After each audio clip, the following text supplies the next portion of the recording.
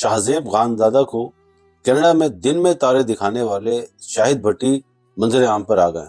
اور اس کے ساتھ وہ اپنا ایک مفصل جواب لے کر آئے۔ آپ یہ ویڈیو سنیے اور سنیے ان کے پورے واقعے کو جو اس دن ہوا تھا، جس کے بعد سے شاہزیب خانزادہ کے حق میں کئی ٹاؤٹ سوشل میڈیا پر آ کر گالی گلوچ کر رہے تھے۔ آپ یہ شاہد بھٹی کی بات سنیے۔ کیمرہ آن کیا اور اس سے یہ پوچھنے کے لیے اس کی طرف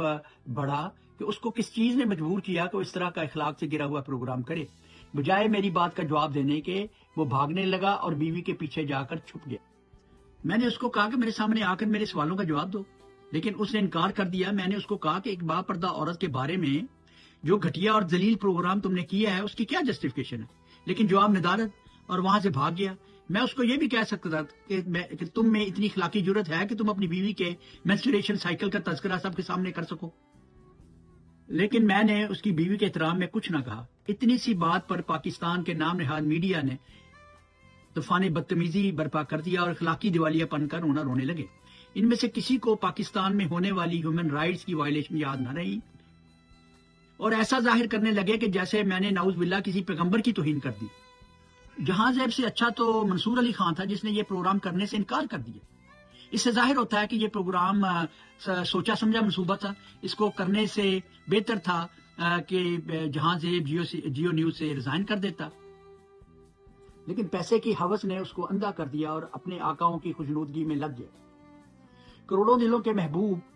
لیڈر کی پاک باز بیوی کے بارے میں اس طرح کی شرح انگیزی ایک بہت بڑا جرم ہے جس کا خمیازہ اس کو اس دنیا اور آخرت میں بھگتنا پڑے گا۔ جی، تو شاہد بھٹی نے بالکل واضح طور پہ بتا دیا ان کے دل اور دماغ میں کیا تھا جب انہوں نے شاہزیب خانزادہ سے ان معاملات کا پوچھا کہ انہوں نے کیوں عمران خان کی پاک دامن بیوی کے متعلق، ان کے پرسنل معاملات کے متعلق ٹی وی پر بیٹھ کر اس طرح سے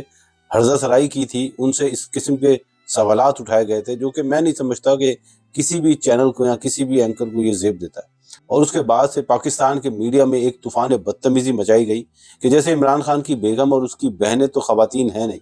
پی ٹی آئی کی ہزاروں خواتین جن کو جیلوں میں بھی ڈالا گیا اور اس کے علاوہ ان کے گھروں میں گھس کر ان کو جس طرح سے بے توقیر کیا گیا،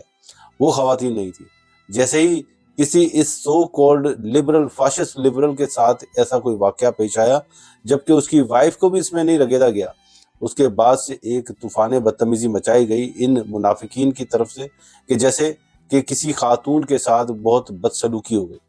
یہ ان کے منافق چہرے آپ لوگ بہت اچھی طرح سے جانتے بھی ہیں اور سمجھتے بھی ہیں، لیکن ایک بار پھر سے یہ ایکسپوز ہوئے ہیں۔